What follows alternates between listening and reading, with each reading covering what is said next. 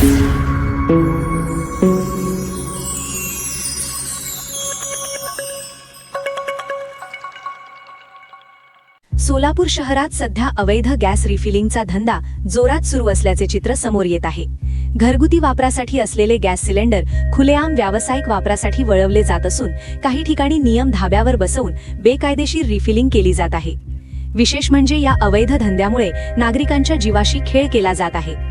सुरक्षा नियमांकडे पूर्णपणे दुर्लक्ष करून गॅस भरला जात असल्याने मोठ्या अपघाताची शक्यता निर्माण झाली आहे। दरम्यान गॅस सिलेंडरच्या दरातही मोठी वाढ झाल्याने सर्वसामान्य नागरिक त्रस्त झाले आहेत। वाढत्या दरामुळे अनेकांनी पर्यायी मार्गाचा अवलंब सुरू केला असून त्यातूनच या अवैध धंद्याला खत पाणी मिळत असल्याचे बोलले जात आहे।